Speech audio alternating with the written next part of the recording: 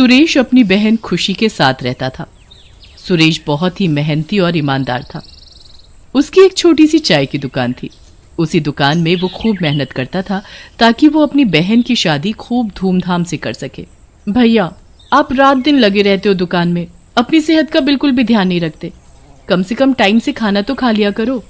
अरे पगली, मेरी थकान और भूख प्यास तो तुझे देखते ही गायब हो जाती है।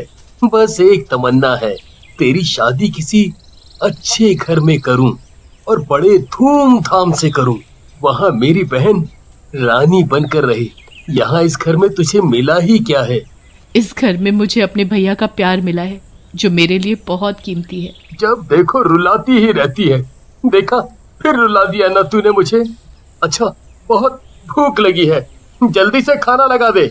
और हाँ, कल तुझे लड़के वाले देखने आ रहे हैं। उनके नाश्ते पानी में कोई भी कमी नहीं होनी चाहिए।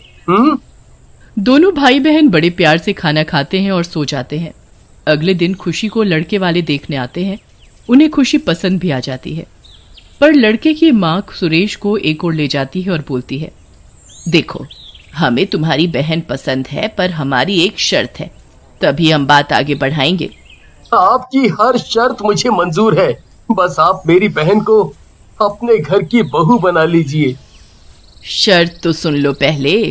शादी के दिन मुझे एक सूटकेस भरकर पैसा चाहिए, बिल्कुल भरा होना चाहिए, जरा भी खाली ना हो। और शादी के बाद जब तुम्हारी बहन पग फेरे के लिए हमारे घर आएगी तो उसे सोने के साथ लाद कर ही भेजना उसके ससुराल। बताओ, अब शर्त मंजूर है? कजरी की शर्त सुनकर सुरेश सोच में पड़ जाता है। हे भगवान, अब मैं क्या करूं? ये तो दहेज में इतना सब मांग रहे हैं। इतना अच्छा घर और इतना अच्छा रिश्ता मैं हाथ से जाने नहीं दे सकता। अभी तो मैं हाँ बोल देता हूँ, बाद में आधा आधा करके सब चुका दूंगा। पर मुझे ये बात खुशी से छुपा कर रखनी होगी। अगर उसे इस बारे में जरा भी पता चला तो वो ये शादी कभी नहीं करेगी। सुरेश कजरी को सब देने के लिए हाँ बोल देता है। शादी भी आ जाती है और अभी तक सुरेश ने जो जोड़ कर रखा था सब इकट्ठा कर कजरी के हाथ में थमा देता है। अपनी बहन को सुरेश हंसी खुशी विदा कर देता है। 2 दिन बाद राखी है और उसी दिन खुशी पग फेरे के लिए घर भी आएगी। उसे देने के लिए मेरे पास अब कुछ नहीं बचा। हाँ, ऐसा करता हूँ, मैं ये घर बेच देता हूँ। अगर कुछ कम पड़ा तो दुकान भी बेच दूंगा। सुरेश घर दुकान बेच देता है और खुद सड़क पर आ जाता है। अब उसके पास रहने के लिए कोई ठिकाना नहीं था। सुरेश हंसी खुशी हाथों में गहनों की पोटली लिए घर की ओर निकल पड़ा, पर रास्ते में एक कार उसे टक्कर मारकर चली जाती है, जिसमें सुरेश की मौत हो जाती है। ये तो कोई चोर मालूम पड़ता है। सही कहा, देखो ना उसके पास कितने सोने के गहने हैं जो वहाँ पड़े हैं। चोर को उसके किए की सजा खुद ही मिल गई। अरे भैया, हमें पुलिस को इसके बारे में बताना चाहिए। हाँ, थोड़ी ही देर में वहाँ पुलिस आ जाती है और वहाँ पड़े सुरेश को अपने साथ उठाकर ले जाती है। सुरेश मर तो गया था, पर वो मरने के बाद भूत बन गया था।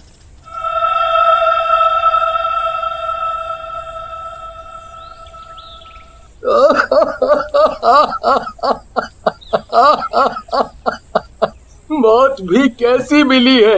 मेरा यहाँ घर मकान सब खत्म हो गया और लोगों ने मुझे मरते ही क्या नाम दिया, एक चोर का। ये तो ऊपर वाला ही जानता है कि मैं चोर हूँ या नहीं। काश मरने से पहले एक बार अपनी बहन से मिल लिया होता, उससे राखी बंधवा ली होती। आज के दिन मेरी ये कलाई सूनी रह गई। वहाँ खुशी अपने भाई के घर पहुँचती है। भैया कहाँ हो आप? देखो मैं आ गई। अरे खुशी, किसे आवाज लगा रही हो? यहाँ तुम्हारा कोई भैया नहीं है। भैया नहीं है? आज के दिन वो कहाँ जा सकते हैं? तुम्हें पता नहीं है कि तुम्हारा भैया एक चोर है? चोरी करके भाग रहा था तो गाड़ी के नीचे आने से मर गया।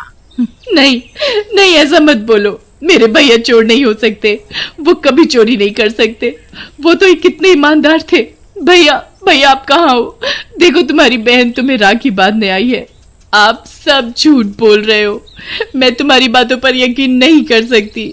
मेरे भैया नहीं मर सकते। मैं आ रही हूँ भैया, आप कहीं भी हो, मैं आपको ढूंढ ही निकालूंगी। हाथ में राखी और आंखों में आंसू लिए खुशी निकल पड़ती है सड़कों पर अपने भैया को ढूंढने। सड़क के बीचों बीच आते ही उसकी भी वैसे ही मौत हो जाती है जैसे उसके भाई की हुई थी। मरते ही वो चुड़ैल बन जाती है।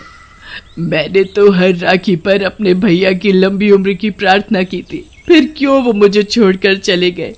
भैया, अगर आप इस दुनिया में वाकई नहीं हो तो देखो, मैंने भी इस दुनिया को अलविदा कर दिया है। मैं भी मर चुकी हूँ, आपके बिना मैं कैसे जी सकती हूँ। खुशी अब एक चुड़ैल बन चुकी थी और सुरेश भूत, पर दोनों को ही पता नहीं था कि वो दोनों भूत और चुड़ैल बन चुके हैं। खुशी जरूर आई होगी मुझसे मिलने घर, मुझे राखी बांधने। मेरे घर ना मिलने से शायद वो वापस चली गई हो। उसे कितना बुरा लग रहा होगा आज मेरे घर ना मिलने से। एक बार खुशी को देख लूं बस, फिर कहीं दूर दूर चला जाऊंगा, हमेशा हमेशा के लिए। खुशी कहीं दिखाई क्यों नहीं देती? अब तो शाम होने को आई है, उसे तो अब तक वापस आ जाना चाहिए था। आखिर कहाँ गई होगी? घर में और कोई भी नहीं दिख रहा, सब कहाँ गए? वहाँ पूरा घर खुशी के अंतिम संस्कार में लगा हुआ था और भूत अपनी बहन को उसके ससुराल ढूंढ रहा था। वहाँ चुड़ैल अपने भैया के घर पहुँचती है और जमुना दास को वहाँ देखकर बहुत आग बबूला होती है। ये कौन है और मेरे भैया के घर में क्या कर रहा है? अभी बताती हूँ इसे। कौन है तू और यहाँ क्या कर रहा है? चुड़ैल, मैंने कुछ नहीं किया, मुझे छोड़ दो भाई, मुझे छोड़ दो। इस घर में क्या कर रहा है तू? निकल यहाँ से। ये घर अब मेरा है। मैंने इस घर की पूरी कीमत दी है भाई। क्या? इसका मतलब ये घर बिक चुका है, पर क्यों? मुझे क्या पता, जिसने मुझे ये घर बेचा है उसी से जाकर पूछो और मुझे जाने दो। चुड़ैल बहुत गहरी सोच में पड़ जाती है कि आखिर उसके भैया ये घर क्यों बेचेंगे। वो सोचते सोचते जा ही रही होती है कि रास्ते में उसे एक गरीब बच्चा रोता हुआ दिखाई देता है। चुड़ैल उससे जाकर पूछने लगती है, क्यों रो रहे हो और तुम्हारा घर कहाँ है?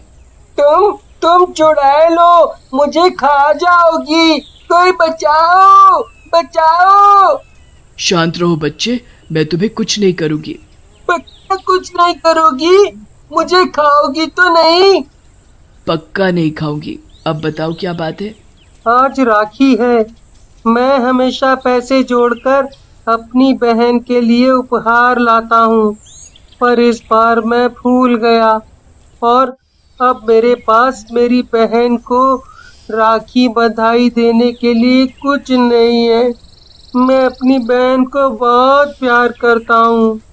तुम अपनी बहन को बहुत प्यार करते हो ना, और तुम्हारी बहन तुम्हें, इसलिए आज तुम राखी बंधाई पर अपनी बहन को ढेर आशीर्वाद देना, उसे हमेशा खुश रखने का।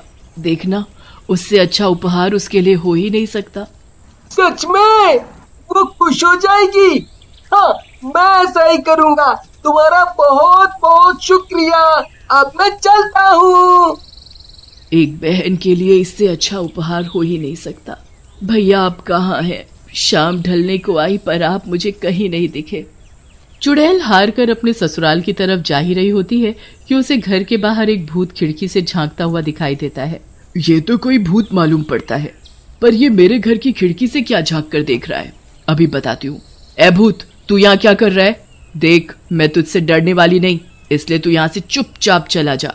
चला जाऊंगा, बस एक बार अपनी बहन को देख लूं, फिर हमेशा हमेशा के लिए चला जाऊंगा। तुम्हारी बहन यहाँ रहती है क्या? कौन है तुम्हारी बहन? बताओ जल्दी।